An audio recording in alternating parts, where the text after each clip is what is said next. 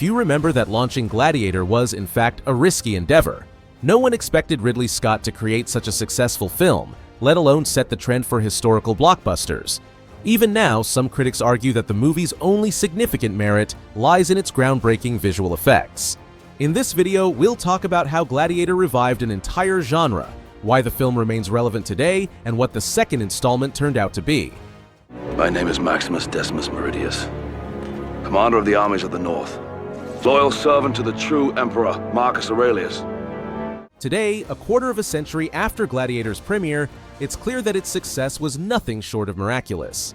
Nominally, Ridley Scott's film belongs to the peplum genre, a grand historical epic featuring elaborate costumes and sets set in an ancient backdrop. However, by the late 1990s, peplums were considered a dead genre. For decades, there had been no notable representatives of this type of cinema. This is largely because, in the mid-20th century, historical blockbusters, with their astronomical budgets, are believed to have contributed to the collapse of the old Hollywood studio system. Thus, even at the conceptual stage, Gladiator was seen as a risky project. By the late 20th century, historical films were typically costume dramas or war movies focusing on relatively recent events. Reviving the sword-and-sandal genre in Hollywood was not on anyone's agenda. It was unclear what such seemingly archaic films could say to audiences at the dawn of the new millennium. Earlier peplums, despite their Greco-Roman aesthetics, often conveyed Christian values, a theme that no longer seemed as relevant at the turn of the century. What was needed was an ancient story that would resonate universally. Gladiator proved to be almost a perfect choice in this regard. The film captivates with its cosmopolitanism and scale.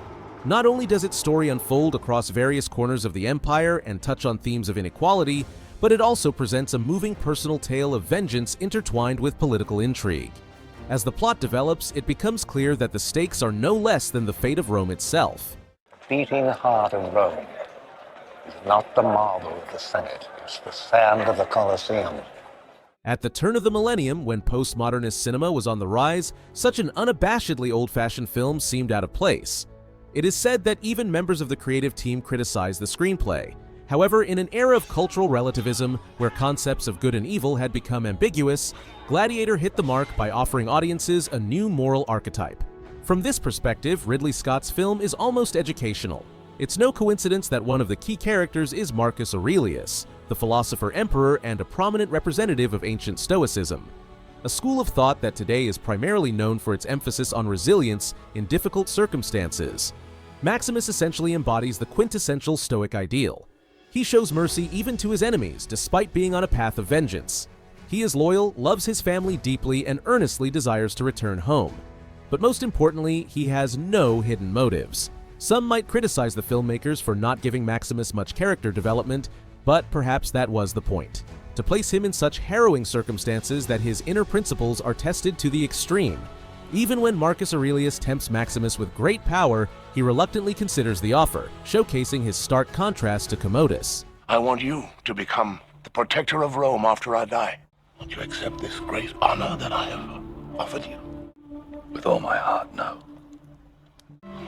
Maximus, that is why it must be you. Commodus, obsessed with becoming emperor, is a reckless egotist reveling in his power. Maximus, on the other hand, is an empathetic man. In the extended version of the film, there's a poignant scene where Maximus looks sorrowfully at wounded soldiers after a battle instead of celebrating victory. However, it would be wrong to completely demonize Commodus. The filmmakers give him psychological depth, showing that his immorality stems from a lack of fatherly love during his upbringing, a fact repeatedly emphasized throughout the film. Maximus and Commodus are, in a way, brothers, though not by blood. Rome salutes you, and I embrace you as a brother. It has been too long, my old friend. The difference between them lies in Maximus's moral purity. This contrast can even be observed in the actors' performances. Russell Crowe plays Maximus with minimalist restraint, reminiscent of Kirk Douglas in Kubrick's Spartacus, while Joaquin Phoenix portrays Commodus as an anxious and unpredictable character, heightening the tension in their scenes together. Smile for me now, brother. For directors and screenwriters, the Roman Empire often serves as a metaphor for contemporary America, and Gladiator is no exception. Although Rome is at the height of its power in the film, there's an ominous sense of impending crisis. One of the central questions of the film is who will govern the empire, the Senate or the Emperor? Interestingly, around the same time, George Lucas explored similar themes in his Star Wars prequels, with allusions to ancient Rome as well. In essence, Gladiator is an attempt to reflect on democratic values and envision a new state model inspired by antiquity to prevent the rise of despotic rulers. There was a dream that was Rome. It shall be realized. These are the wishes of Marcus Aurelius. It's no coincidence that the capital in the film is portrayed as though it were filmed in 1930s Germany, with grandiose crowd scenes, monumental architecture, and rigid compositions. The political message of Gladiator is layered and goes beyond simple slogans. Upon taking power, Commodus organizes grand games, embodying the principle of bread and circuses. Entertainment becomes a tool of governance. Fittingly, Commodus's ultimate defeat takes place in the Colosseum rather than the Senate. In the film, Rome is depicted as a giant factory of entertainment. Improvised performances take place even on the streets, and children emulate famous gladiators. To survive, Maximus must win the crowd's favor, which forces him to craft a captivating success story.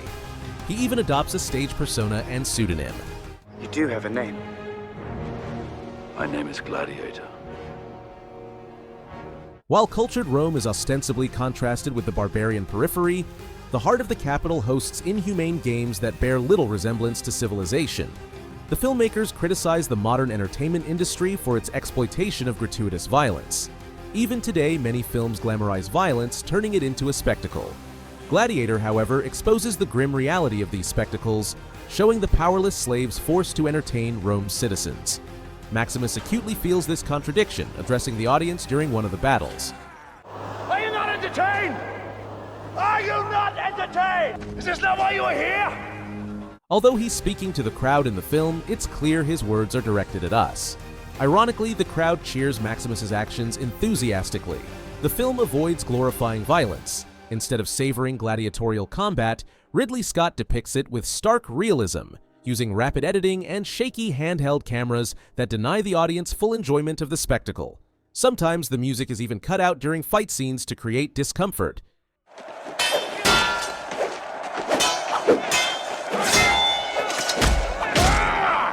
Maximus sustains severe injuries, shown in close-ups, reinforcing the idea that nothing comes without consequences. The somber ending is a bold challenge to the commercial film industry. Even though Maximus reunites with his family in death, the hero's demise leaves us with a sense of unease, forcing us to reflect on the cost of power. We believed it once. Make us believe it again. Ridley Scott's creative achievement lies in combining the grandeur of old peplums with modern technologies and a fundamentally new cinematic language. Gladiator is essentially two films in one. The first, a typical peplum with majestic sets and a relatively slow pace. The second, a gritty historical action film shot in a pseudo-documentary style with a shaky camera, creating a sense of presence. The opening battle scene bears the influence of Spielberg's Saving Private Ryan.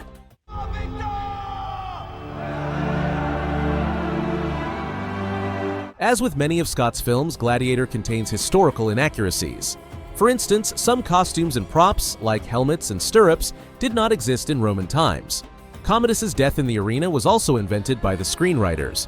However, for the average viewer, the film still feels convincing, thanks to its analog sets, props, and visual style, which enhance its realism. At the same time, Scott did not shy away from using cutting-edge technology, resulting in a film that still looks fresh 25 years later. The success of Gladiator was so impressive that it sparked a brief revival of the peplum genre. Films like Troy, Alexander, and 300 owe their existence to Gladiator. Even Ridley Scott himself spent the next 15 years trying unsuccessfully to replicate his triumph, turning to stories about the Crusades, Robin Hood, and biblical plots.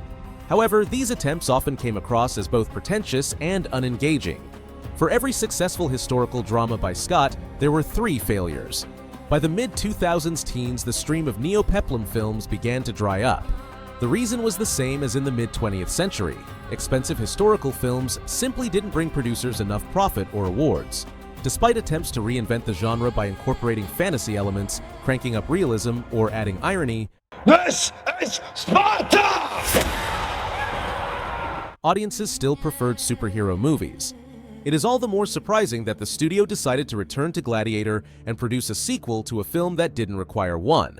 The second installment, as is often the case nowadays, is less a continuation of the story and more a remake, repeating the same beats. While there are still grand gladiatorial battles, the plot largely mirrors the original.